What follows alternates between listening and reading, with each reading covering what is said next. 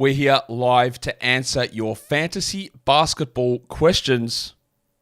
Me and Michael Bolton.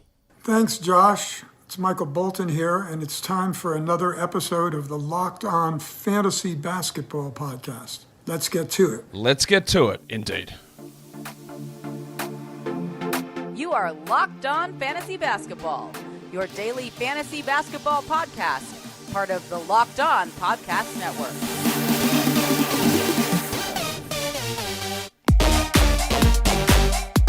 Hello and welcome to the Locked On Fantasy Basketball Podcast, brought to you by Basketball Monster. My name is Josh Lloyd, and I'm not sick, but I'm not well.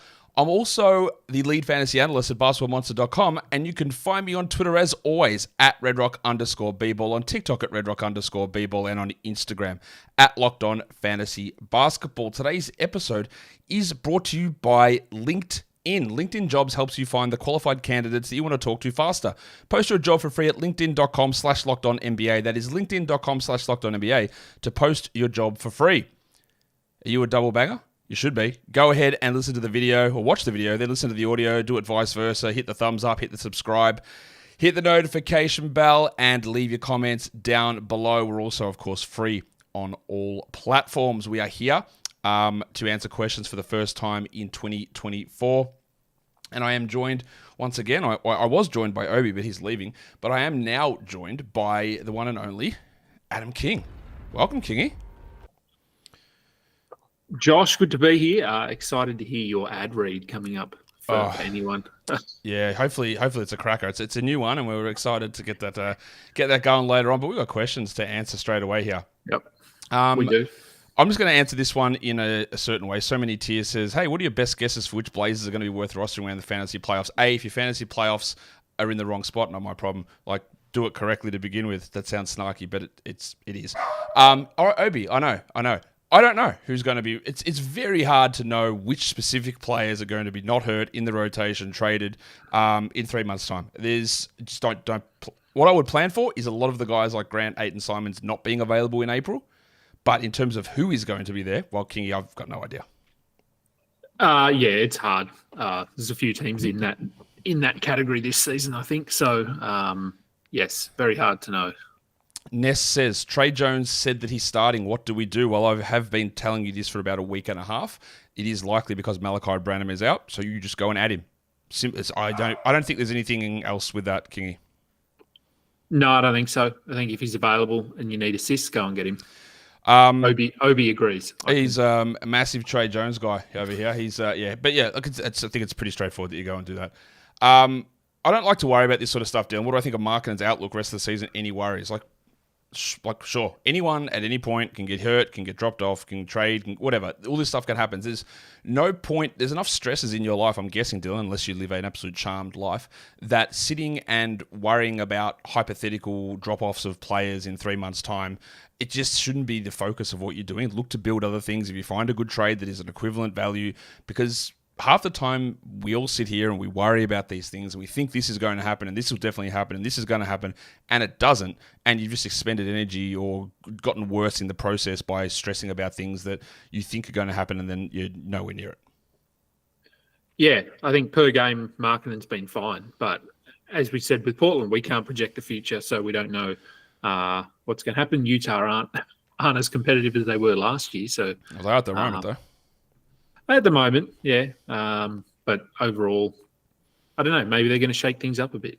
It's really, look, you could say that if I could get someone who's a very similar player to Markkanen, who is on a team that is better, who might not shut guys down with fake injuries, which the Jazz did for the last 2.5 weeks of last season. But again, this problem is very much eliminated if you set your playoffs correctly. The other thing is that we just saw the NBA come out with a fine issued to the Nets. They are one of the big things that's always been underreported, not here, but underreported is the part of the player participation policy was talking about cracking down on fake end-of-season injuries. So just be aware of that. I think so many times people will look to move off of guys like Lowry. And if you're thinking this, everyone else is thinking it as well. Getting less value back in a trade for something that doesn't eventuate. I just think it's probably a waste of energy the vast majority of times. All right, what about this one?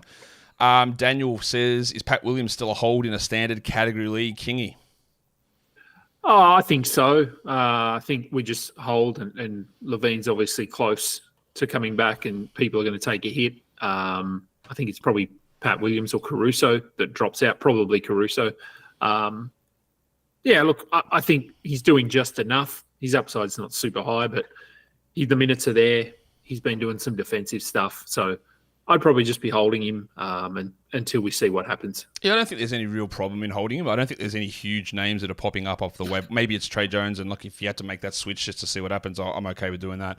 There is going to be a drop-off in Pat Williams. His upside is not high, as you said. He's not like this top 75 guy hiding. I don't think it's 100, 110, 120, that sort of an area, which is fine. Like, it's usable, but it could drop to worse than that. So, like, in a lot of these cases, it's context. Are you dropping him to add Chris Dunn? Then don't. Are you dropping it because maybe you've got a chance to add Tre Jones? Then maybe do it. And I think that's a better way of approaching that sort of a question.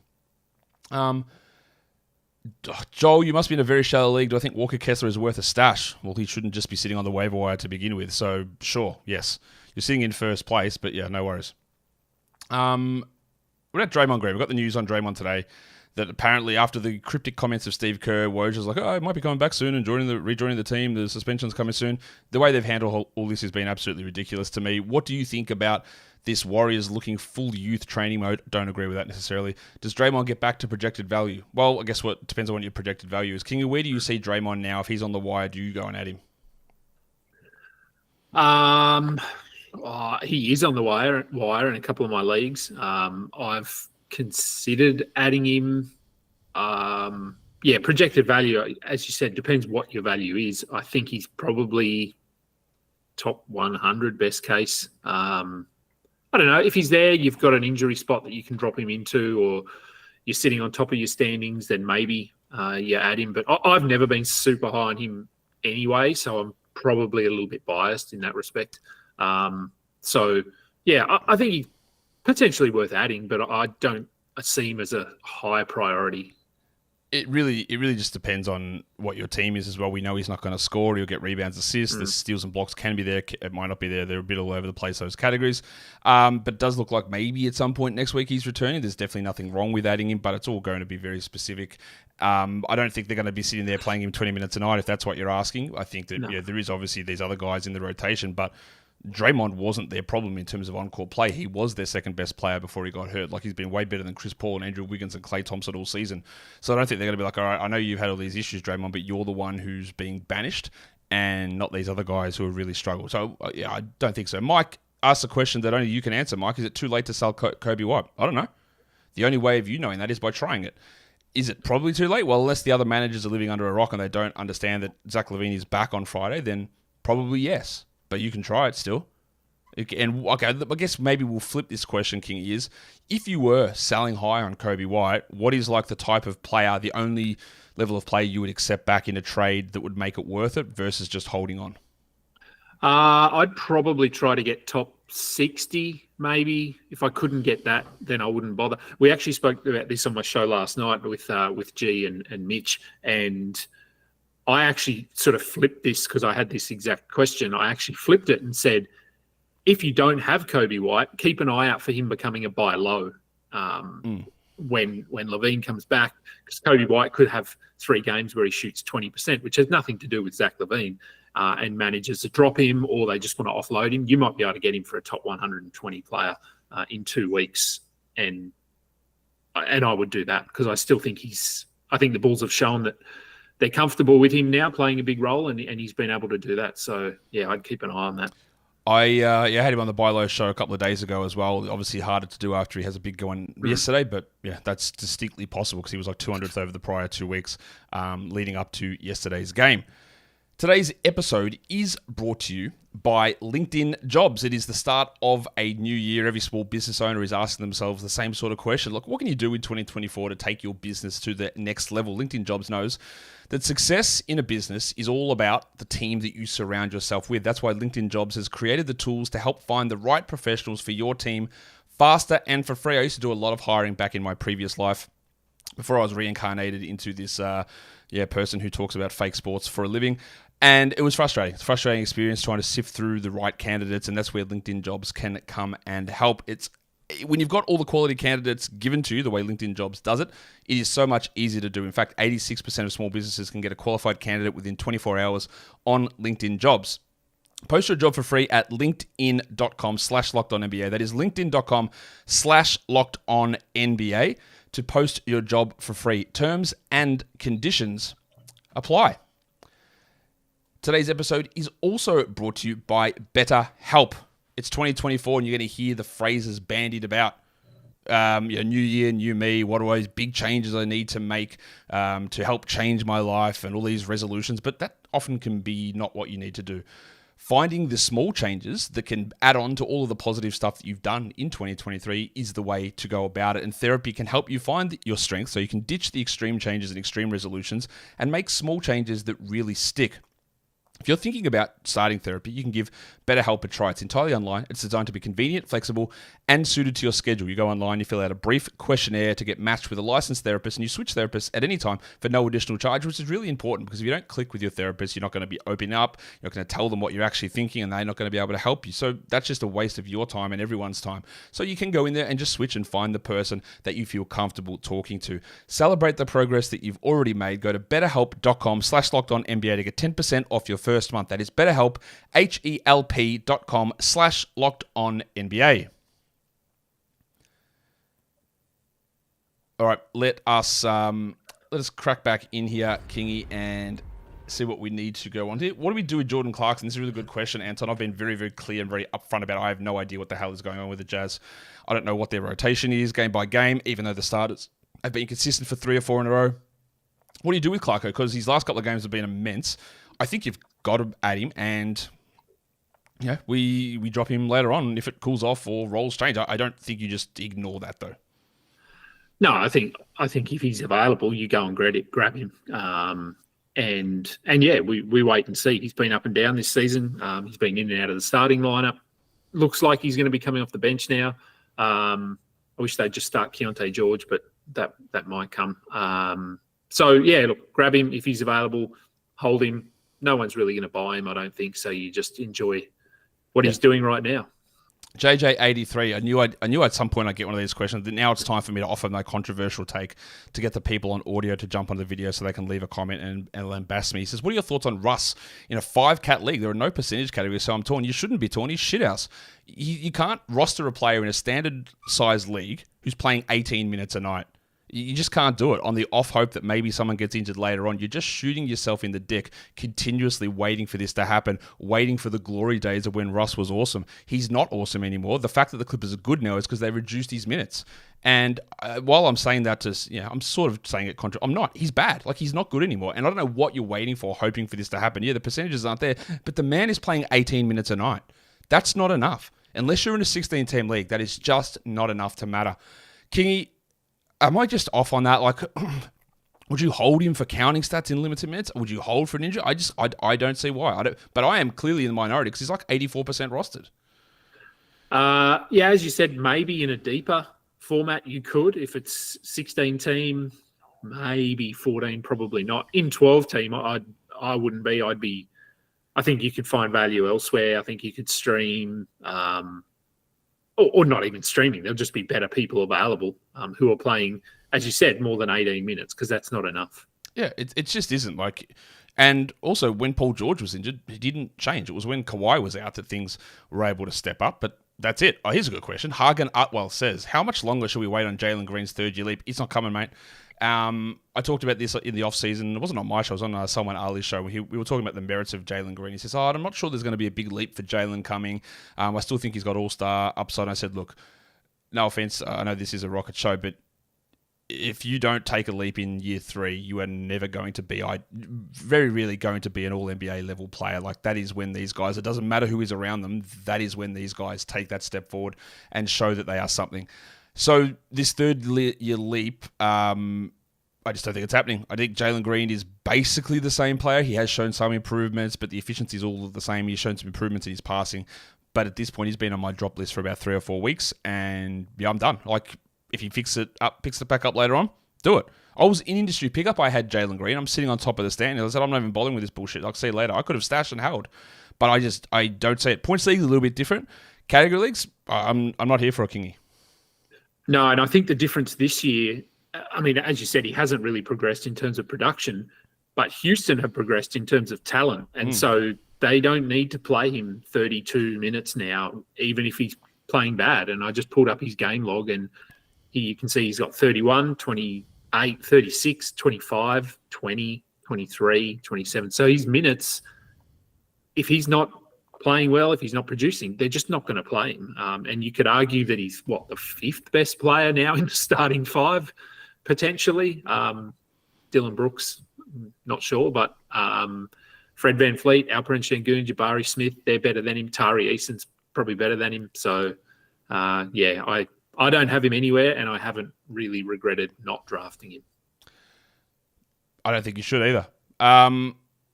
What's Drummond's trade value look like? It looks like the inside of a dog's ass. Like, it looks like nothing. There's no trade value whatsoever on Andre Drummond. Surely not. Although, Kingy, you were a foresight legend. You were ahead of the curve when you added him in our matchup out of nowhere when he had 5 steals and 2 blocks in 18 minutes coming off the bench. And then a game later, Vooch got injured. So you tell us about, because you're the Andre Drummond prognosticator here. Yeah, I can't even remember why I picked him up. I think I just needed some rebounds. You said rebounds, yeah. And then he just went crazy. And then now he's turned into a top 60 player for the next 2 weeks. Yeah, so I'm just holding him there. Oh, look, trade value, I don't think anyone's trading for him. If you can find someone who will give you a top 100 player, I'd do it. No word on when Vooch is coming back, but it's going to be eventually. And now every time I watch Drummond play, I just think about you talking about him going ISO and trying to score. Mate, those Cleveland days were the funniest. Yeah, and there were glimpses of that in the past 2 games where his percentages have been not sort of super impressive for a guy his size. So, but other than that, look, he's playing well. If you've got him, you just hold him until Vooch comes back and then move on. Ricardo says, is being listed as game time decision today suggests that Franz Wagner is potential return for the next game? I don't see. Orlando hasn't submitted an injury report, Ricardo. So wherever you're seeing game time decision is a fake listing. I see, unless I'm completely wrong, where have you seen that? Because I have seen 0 reports on Franz Wagner. The Orlando Magic have not released an injury report at all. And I don't know where you're seeing that. Unless Ricardo, this is not to you, but this is to everybody, and people take this a lot. They will often look at their fantasy site, their team, and they go, well, my fantasy site actually says this guy's a shooting guard. I go, I'm telling you now, DeMar DeRozan hasn't played shooting guard in 5 years. He's not. He's a power forward. But my site says, cool, he's not. Or they'll say, well, this is actually listed here on Yahoo, and it's not. Often, if a player gets hurt in a game and we have no update, the default status is it just turns him into questionable or game time decision for the next day. I've heard nothing on Franz Wagner to suggest that he's a game time decision. And as I said, there is literally no official injury report from the Magic that he's out yet. Unless you found something different, Ricardo, just be really cautious about reading into that news because nothing has been released. So that's all they've got to go on, I guess. And unlike me, they don't like to speculate on those things. Yeah, and I just checked the injury report. There's nothing there yet. So, as you said, I would love him to play. I doubt he plays. I would think that he's missing. I've got him out for about a week at this point, and I think that's probably fair enough. Who knows? We don't know. Maybe he is back next game. But this game time decision tag, I'm just not certain that it is what you think it is. All right, Victor, who is the biggest thumbs up legend there is, he says, Josh and Kingy, I have AD and Cat in a points league. They both have 2 games in one playoff week. Yeah, I know, it's rough, isn't it?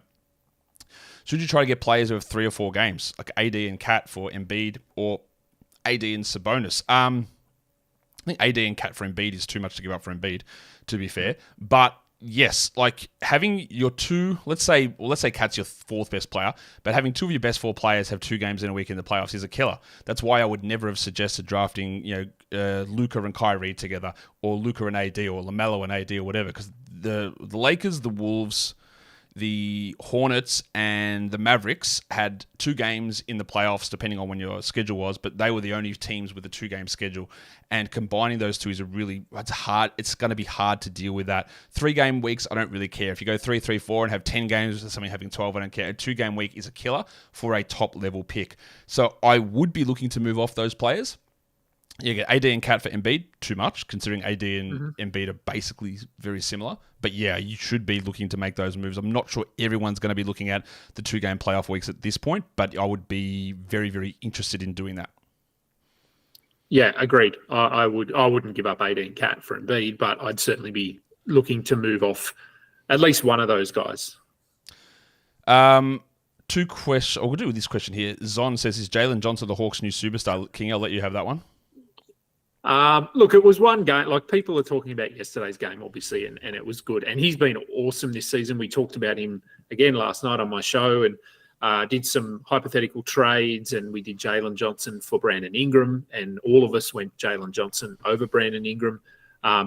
Is he their new superstar? I don't know. I mean, that's probably not a term I'd attach to him yet, but he is very good. And our concerns coming into the season after the preseason were that his minutes weren't going to be where we wanted them to be, and it took them 2 games to figure out that he needed to be playing big minutes. So he's sort of top 40 or something this season, isn't he? I think he's probably that, yeah. So is he their new superstar? I think you could argue he's their second best player. Yes, I think you could argue. Look, DeJounte he's not as good as some people think, but I think DeJounte probably still has been better than Jalen Johnson. But let's also remember something, is that the man that wears number 11 on that team, for some reason, for a guy that scores a lot of points, is consistently disrespected. He's been unbelievably good, Tre Young. And I don't understand why people are just so quick to be like, oh, they've got to move off Tre Young. Like, do you know how good he's been? Like, he's been ridiculously good. And I know there are concerns defensively, but he has actually been better on that end this season. Better does not mean good. Better means better.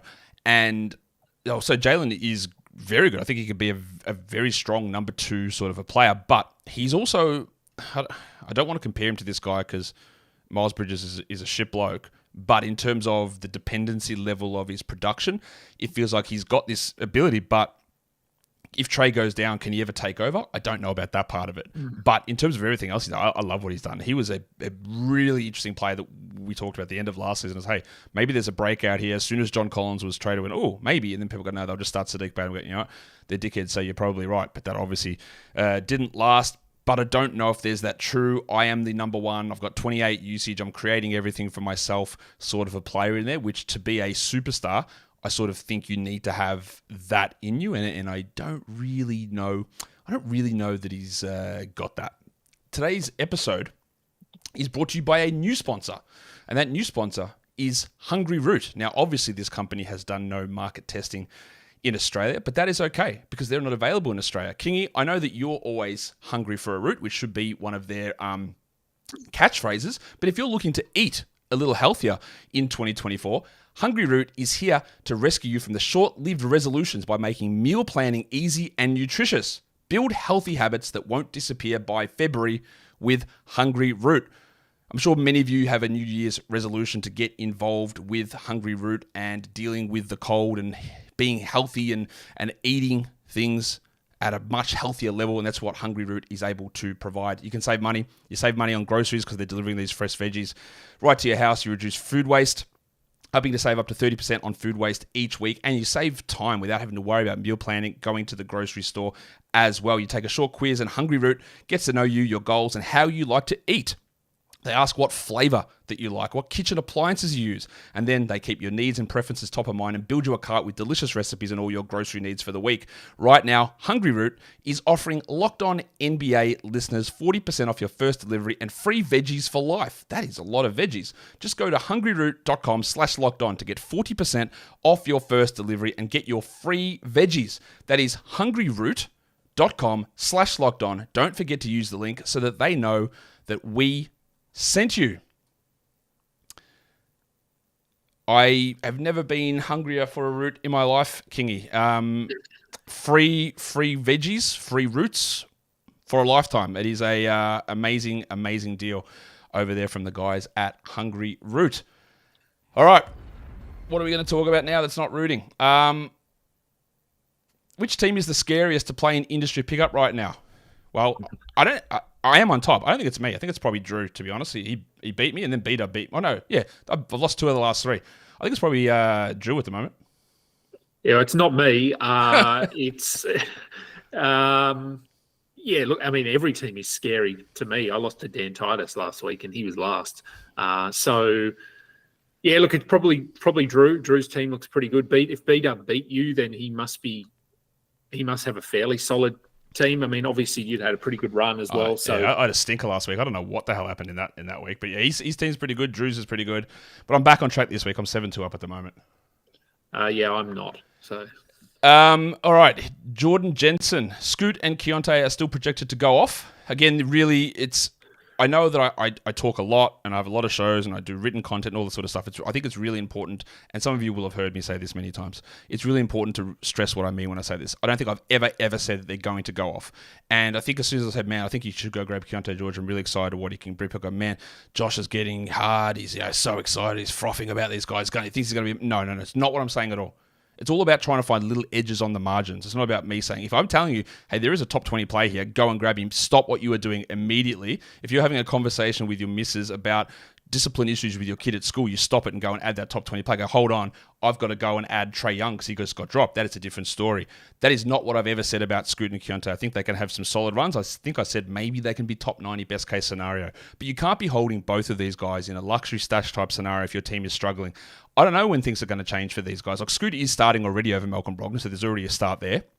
It is going to take time, and it literally might not ever happen this season. That is completely possible.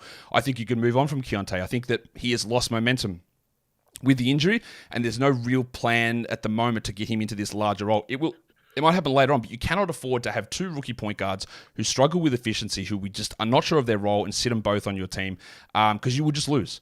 If you're in a strong position, you can have one of them, but at some point, we're 11 weeks into the season, you've got to start getting production out of players.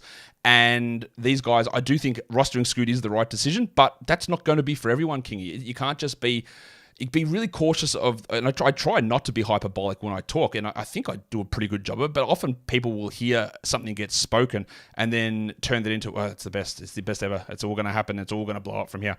And I try really hard not to do that, but just be really cautious about when I say that, hey, let's add Keyonte and see what happens. I'm talking about maybe you get a run of a top 100 player, like maybe, but not necessarily. But we like to get ahead of it, and we like to see what happens. How do you view these two guys? Yeah, look, I think both could have value at some point. If I had to pick one now, if you had to say both these guys are available, I can add one. Scoot would be the player I'd be adding because, as you said, he is starting. Keyonte is not. Yeah, I don't see them coming out and having top 30 runs or anything like that. So they're not guys you need to, as you said, if you're having a chat, even if you're talking about hungry route, I would continue that discussion and leave them. Scoot would be the priority, but yeah, it's hard to hold both of them unless you're sitting so far atop your standings that you can deal with some frustrating production over the next could be month, 6 weeks. Mike asked, do I get paid per episode or do I make a salary? No, I get paid per episode. So when I don't get paid I get paid per view, basically. That's how it works. Like the more people that watch, the more I get paid. So I don't have a set salary to do this. That's an interesting question. Don't know why you would ask that, but anyway, there we go. Ty Baskets. Fontecchio is definitely an ad. Look at his last 5 games, and as long as he keeps starting, all right, I will go and look at his last 5 games. I know his last 2 have been good. I'll get your opinion on Fontecchio first before I go and have a look at Simone's value, Kingy. What do you think? Yeah, so I'm actually going to talk about him in my show with Dan Titus today. I picked him up last night or night before, so I got yesterday's game. Look, yeah, I mean, he's been a bit up and down. He's been playing pretty good minutes the last few games. I think he's at about 30 minutes in the last 3 games. But before that, he wasn't. Before that, I remember because I added him for his 24-point game. I held him for a few games, got the 16-point game that he had, and then he sort of fell off, so I dropped him. So, look, I think maybe he's worth an ad. I wouldn't say he's definitely worth an ad. This is what happened, right? So he had that 24-point game, and then he went 7-9. Then he had 16. Then he went 6-8-5. So he had double-digit scoring in 1 out of 7 games after that. And you say, look at his last 5 games. The last 3 have been really strong. The 2 before that was a 23-minute 8-3-0 game and a 5-2-0 game in 14 minutes. The last 3 games have been really good, but as always, let's go and have a look. How is it happening? Well, the minutes are up, that is true. But, look at that. He's shooting 49% from 3 over the last 7 games, 55% from the field, and blocking completely out of the ordinary getting 1.3 steals per game when he's at 0.6 for the season. So it is a definite run of hot shooting that is pushing him up. The steals are double his usual rate. it's working well at the moment, and it's okay to try it. But also remember, you don't get credit for the last 3 games, and this level, he's a good shooter. He is a good shooter. He's not a 49% shooter. He's probably not a 1.3 steals guy, and there's no guarantee he plays 29 minutes a night as we move forward. So while it's okay to have a crack at it, I don't think there's anything definite about it, and all we've got to look back to is the game on the 28th of December, and he had 5 points in 14 minutes in that game. So it's not like this extended run of fantastic performance, because it's 3 really good games, and he's also had 6 steals in those games, which has bumped all of his numbers up. And I talk about steals, the 4 before that, he had 0, 0, 0, 0. So it is a really nice hot run. It's okay to do it. It's on the back of high steal numbers, on the back of high 3-point percentage. It will fall off without any question in my mind. But go do it. Like, this is what I mean. Like, you're here giving the same level of, not the same level of excitement, but you're saying to add him, and that is okay. But I just, in terms of sustainability of it, I don't really think it's there, Kingy. No, and he has started the last 3 games, which has been that's been sort of the change, and Kessler to the bench for whatever reason. I'm not sure. He's also he started 17 games this season. He's averaged 29 minutes in those games, and he's averaging under 13 points with 0.9 steals, 4 rebounds, and 2 assists. Like 13, 4, and 2. He's really just been a 3-point streamer during those 17 games with 2.4 threes on 39%, which is reasonable. But I could name you 10 3-point streamers available now that you could still get that sort of numbers out of. It's a nice little run he's putting together, but when we want to realistically project it back, he's probably just not going to shoot or get steals to that level, and that's going to have an overall impact on that production. But yeah, there you go. I think I added him in one show as well.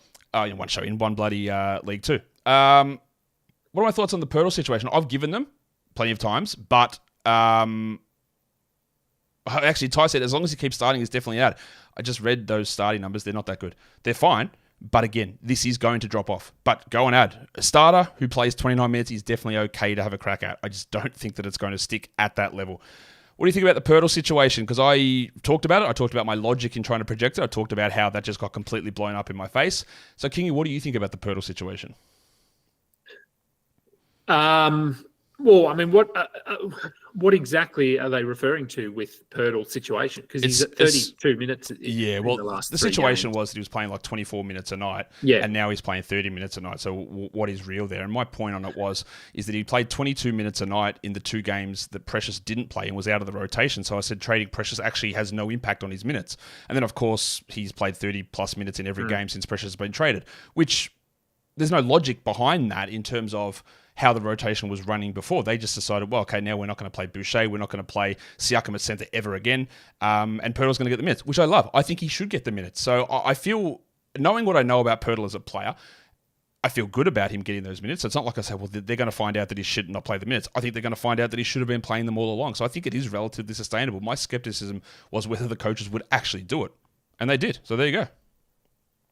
Yeah, look, I don't have him anywhere, but if you've got him, you've got to be enjoying what's happened the last week, and hopefully it sticks. I mean, we know how good Pirtle is and how much impact he can be, a real positive impact on the game. So, yeah, hopefully it sticks. But Toronto, much like many other teams this season, their rotations seem to change from one night to the next. Yeah, shout out to Memphis and their centers. All right, Kingy, you can actually answer this question because we've met in real life. Jordan says, am I tall in real life? Do I play ball? Well, no, I don't play ball. But Kingy, we've met in real life. I'm not as tall as you. But you can give credence to the height that I actually am. Yeah, you're not as tall as me, but I would say you are tall because I am. Based on most people, you're taller. What are 6'2", 6'3"? I'm 6'4". 6'4", and okay. you're 6'6", yeah? Yeah. So and both of those heights are tall when you compare them to the average person. They are. That is tall. So yes, you are tall. And did you ever play? Nah, I played footy. No. Okay. I played footy and cricket. That was all my time taken up. So yeah, I didn't play outside of schoolyard stuff. And then as an adult, I played a couple of like bullshit leagues. But you're not in a competitive sort of environment. No. Yeah. And were you a bowler? I was. Yeah, that's what happens when you're 6'4", mate. That's right. And you've got a penchant for trying to hurt people with a little red ball. Yeah. That is what happens. All right, we are. What are we going to do? We're going to do. You got to go to work, don't you? Oh, are you off? No, I've got to go to work, but I can do a bit more. Let's do one last question then. I'm just going to find the perfect question if I can find it. That's a real life question, but Eric, there's no way that anyone's paying 2 first-round picks and 1 to 2 players for Tre Jones. Okay, there's no chance. I don't think anyway. All right, let's just go. Emmanuel Quickly's in the news. He got traded. What do you think rest of season, Kingy? Because we can look at him as like, is he top 100? Is he top 75? Or is he top 40 in there? Well, I mean, it's a small sample size, what we've seen, but I don't know. I would think possibly top 75 rest of season, top 60 best case. I don't know. He's looked good. I think it's reasonable to suggest top 50 is best case scenario. I think, off the top of my head, I think in that little run at the end of last season when he was playing 29 minutes a night, I think he was like top 40 for a bit of time where he was shooting unbelievably in New York. I think a reasonable expectation is probably top 70.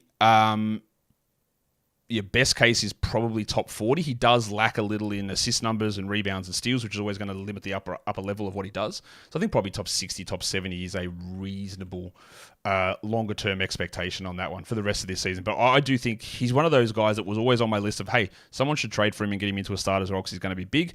And now just waiting for the next lot of those guys. Do you have any of those players that you think, I'm just waiting for them to get traded, King? Because I've always got a couple in my head. Oh, God, I probably do.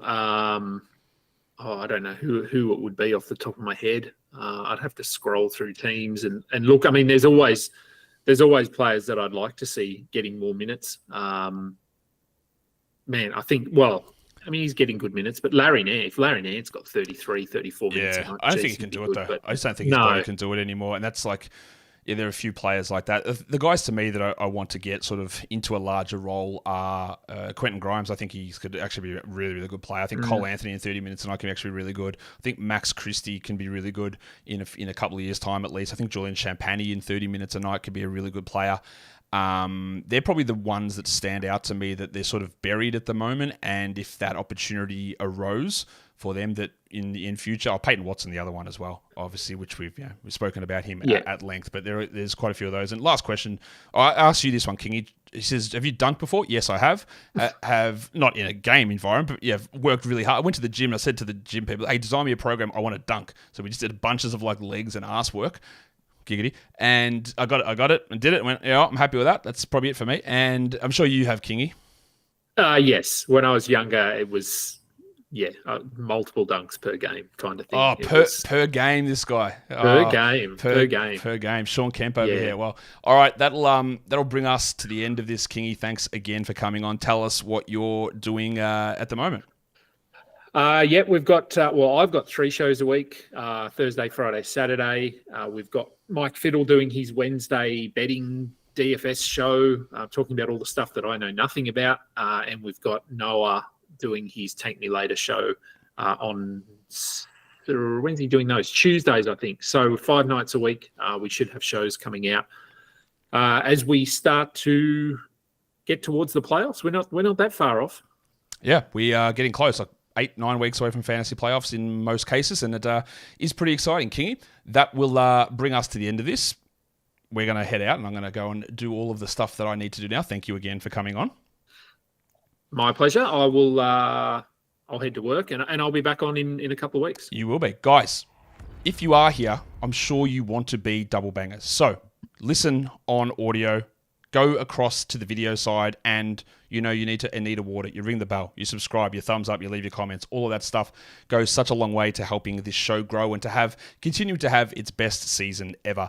Follow on the audio channels as well on social media and all of that sort of stuff, guys. We are done here. Thank you so much for listening, everyone.